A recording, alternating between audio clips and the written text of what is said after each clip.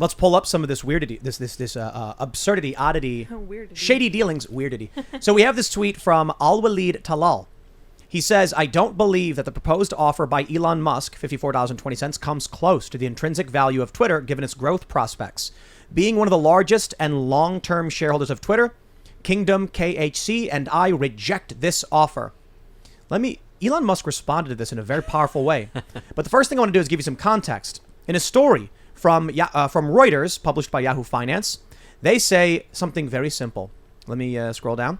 Serial underperformer. Twitter's lower than expected user additions in recent months have raised doubts about its growth prospects, even as it pursues big projects such as audio chat rooms and newsletters. Yes, anybody who knows anything knows that Twitter has constantly struggled. That's right. So what about Elon Musk's premium offer as a bad deal? Well, for the prince in Saudi Arabia, maybe it is a bad deal. Elon Musk responded. Interesting. Just 2 questions, if I may. How much of Twitter does the kingdom own directly and indirectly? What are the kingdom's views on journalistic freedom of speech? Whoa! Brutal. Elon Musk is a brave man in going after some of the biggest companies and political leaders in the world. But he makes a really good point, and I'll throw it back to the point I made earlier. I believe the prince, Al-Walid, is correct. $54.20 doesn't come close to the true value of Twitter, which is controlling the American news cycle, especially if you're dependent upon the United States for weapons and you like a lot of the U.S. foreign interests when it comes to destabilizing the region. Mm-hmm. No, it's true. And so people talk about the fact that Jeff Bezos owns the Washington Post, and it's definitely very funny. There's a lot of great memes that have come out of that. But Elon Musk owning Twitter would obviously make him significantly more powerful than any billionaire who happens to own a single publication. Well, this is also how Elon Musk, I think, makes almost all of his decisions. He thinks, what is Jeff Bezos doing? How can I do it better? That's his actual... you make phallic rocket ships? That's cute, Bezos. I'll take us to Mars. I think before the show you framed it in the best way possible. So who was it? Was it you, Michael, who said, or maybe Seamus, Elon Musk is the first rich person to do something cool with their money? Yeah, and that's not an original thought Cernovich, from myself. I think it might have been Cerno who said that. Yeah. But then you said Jeff Bezos. How did you frame it? Jeff Bezos does cool. I don't know. He does cool things and makes them uncool. You said he's interesting as a boring person. Yeah, he's like something like that. And his rocket ship looks like a penis. Yeah. Well, no, you said. It really it was really, really good. A big one too. It's like. Oh man, it's like the greatest joke ever, but if only you were there, you would have heard it. Right. Kind of bit. Interesting in the way a boring person is, basically. Yeah, you said in a way a boring person is like, he makes a rocket, but it's not cool. Yeah. It looks like a penis. Yeah. Did you see Elon and Jeff were on Twitter talking back and forth about turning Twitter headquarters into a homeless shelter? And Bezos was like, actually, it's a great idea. We converted half of the Amazon, I don't know if his headquarters or something, into a homeless shelter, and the employees can volunteer. And Elon was like, interesting. Is the best part so about uncool. It's like it's very, the way that this has become a very hostile takeover kind of situation. What I love about it is every time Elon does something new and he is rebuffed, but whether it's by the Saudis or whether it's by the board or Parag Agrawal, they say, "Oh, okay, they got Elon now. Oh, too bad. It was gonna." As if Elon just woke up one day and said, "Hey, buy." Yeah, right. It's hard to buy 9% of Twitter. You kind of have a plan going into it, and you don't become the richest guy on earth on accident. You generally speaking, you're pretty smart about these things. And Elon, not forget about Plan B that he talked about today. I bet you he's got Plan C and D and E and He's an engineer. That's what they do. This is the contingencies. The ultimate thing about Elon Musk that I've been saying for a long time. He's the greatest living American. He is the only person. I'm right here. Okay, he's the only person on Earth right now with a positive vision for the future of humanity that actually involves, the dignity of the individual. It actually involves freedom, and it's constructive. He's not a guy who's lamenting the past. He's not a guy who thinks it's all over. He doesn't believe we're at the end of history. He's a guy who's like, let's make things cooler than anybody's ever made them. Let's go further than anybody's ever gone. Let's go faster. The greatest answer maybe in the history of, the greatest answer in the history of media is when Larry King asked Vice President Dick Cheney if we should bomb Iran, and Dick Cheney said, "For what?"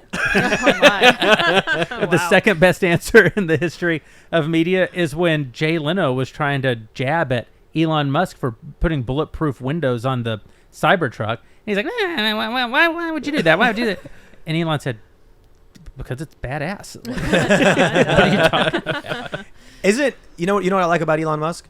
All of those things you mentioned, but he $54.20. Everybody's saying he just wanted to put 420 in that. Yeah. He wanted that to be in the news. I bet he did. He posted sure. the next Twitter board meeting is going to be lit, and it's him smoking pot.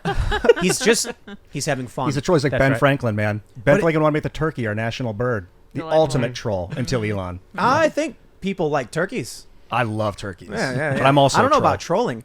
I think I will say that God Kings don't look up to many folk, but I will say that everything we do at the Daily Wire is basically trying to emulate this kind of an attitude, to say that our best days are ahead of us, we can build alternatives, we can do good things, we don't have to just sit in a state of perpetual grief because things aren't the way that they used to be, that we can take the great ideas of the past and build better things atop them. Even the same kind of financial, pardon my bluntness, stupidity, you could just take your money and run. Yeah. You could run right now and have a good life. And you, stupidly, have reinvested your money and are building all these new companies. what an idiot. Certain kind of stupidness to do the Putting right money thing. into doing good stuff, buying Twitter. Oh man, but the funny thing is that most rich people feel that way, and that freaks me out. I want to give a shout out to Elon because everything he's doing, I'm inspired by, and I'm somebody who grew up with no heroes. I mean, they're pro skateboarders. I like, that was a great trick, but I never looked at anybody and said, I want to do that. And now I'm watching everything he's doing, and I'm just like, I need $300 billion so I can buy Twitter too. So I can shake things up. I once tweeted at Elon Musk, why haven't you built an Iron Man suit yet? And he responded, building Starship. And I was like, that's an acceptable response. Duly rebuked. yes. What is so weird about him is that politically he's got generally the right ideas, because all these guys, look, I don't care about cars, I really don't care about electric cars, I don't care about going to space, I never watched I watched Star Wars, not Star Trek. I just don't. Shame on you. I know everyone knocks. I don't care. Like, none of that interests me whatsoever. But you know what I do care about? My republic and my government and my politics, and all these futurist guys are always lunatics. All these billionaire masters of the universe always want to enslave all of us and put us in a prison colony on Mars. And he's the one dude who's saying, no, I actually want you to have your traditional way of life and your freedom. It's Or at a minimum, he's who the government will have to pay to get to the prison colonies on Mars. that's the long game. He is African American. He's from South America. So do you guys think South Africa? So do you guys think that we should at some point maybe amend the Constitution so a non-American citizen can run for president? Well, at least an African American like Elon Musk. Well, should. Yeah, the exactly. question is, do you really think Elon Musk would do more good as president as opposed to what he's doing now? No way. Yeah. Not unless he And owns so, Twitter. And I'll say this, I haven't really paid close attention to him, not enough attention to say I am a huge fan, but stuff like this really makes me like him. What I really appreciate is the fact that he is countering the overpopulation narrative. We were discussing this Yeah, before the that's show right. a little Great bit. He says that we're not going to have enough people, that underpopulation is going to be a serious problem. He's absolutely correct, and how unbelievably refreshing it is to have an elite who isn't misanthropic, who doesn't say human life is fundamentally bad, or at the very least needs to be mitigated in some Shout way. out to Elon's mom, dude. That Well, woman is amazing. But while we're all getting ready to, I'll keep it family friendly and just say pat him on the back. Only to end world hunger. No, I would only ever Well, do this that. is- Maybe. But there are questions about his statements on China. Sure. So I could be wrong, but wasn't he going on like Chinese social media and praising the Chinese Communist Party or something to that effect? And if that's the case, that's very Could disappointing. be wrong. I don't want to, Yeah. call out the dude Yeah, who I I've think heard is doing that, rad yeah. stuff. But part of me is concerned, like maybe the dude's got a big play to make a bunch of money, and he's just it's still flipping the bird to the system, which I can respect. But is the end goal, like you mentioned? Here's what he does: he tanks the company, he buys it, he turns it private, changes some rules, lists it, makes a quick billion. But that's not a bad thing. First of all, Elon Musk doesn't need money. He's the richest person, not only in the world, but in the history of the world. Even when we talk about the $280-some billion of net worth that he has, you have to keep in mind, SpaceX hasn't had a public offering. So we're not really contemplating any of the value that exists in the only access that the United States has to space. Neuralink is probably only just getting started, hasn't gone public. We've never seen in our life, not since Rockefeller, have we seen a figure like Elon Musk. The guy very likely could be the first trillionaire to walk the earth. So we can't even really contemplate the amount of money that Elon Musk represents. So listen, everybody likes to make a quick billion, but Elon Musk isn't there's just no way that he's motivated in this by that. What I'm saying is that the positive aspect of economic incentive is that it allows you to do good and do well. And so I think that Elon Musk is doing a good thing missionally with what he's doing with Twitter, and he will also likely make a lot of money. I don't see those two things being in. So the fear is with the opposition. metaverse and with Neuralink is someone like Zuckerberg being in charge and letting him get access to your brain. Yeah. Would you go into the metaverse via a Neuralink if it was Elon Musk who was the, God king of the metaverse? No, I don't. He's saying he's going to open source the code of Twitter, the algorithm, which is the first step to trusting the device or the software you're using. If you can reference the algorithm, see if it's spying on you or not. If you have a device that lets you enter the metaverse and it's not spying on you, that's the only way to go. Yeah, and so you mentioned some statements that he ostensibly made about China. This is also part of why I'm sort of withholding a little bit. I don't know a huge amount about the guy, but part of the reason I was making the point that I made is because it is really disturbing that the fact that he is against the overpopulation narrative, it's very disturbing that sets him apart from virtually everyone else in power. But I also think that speaks to what you're discussing, which is this idea of being optimistic and having a plan for the future. I think misanthropy is the greatest indicator that, a person doesn't have a plan for the future, and they're just a horrifically jaded pessimist. Listen, the other aspect of this is that he's probably wrong about China, and maybe he isn't a great dad. I don't know. Maybe he's a great dad. I'm only saying Elon Musk is a human being, and all have sinned and fall short of the glory of God, and it's not what is common about us that is noteworthy. Definitionally, it's what's noteworthy about us that's noteworthy. And so I think about like George Washington, right? And everybody's, George Washington owned slaves. I'm like, yeah, he was a planter in Virginia in the 18th century. They all owned slaves. That's what's average about him. That's not notable about him at all in his time and in his place. What's notable about him, among other things, is that he freed his slaves. None of the rest of them did.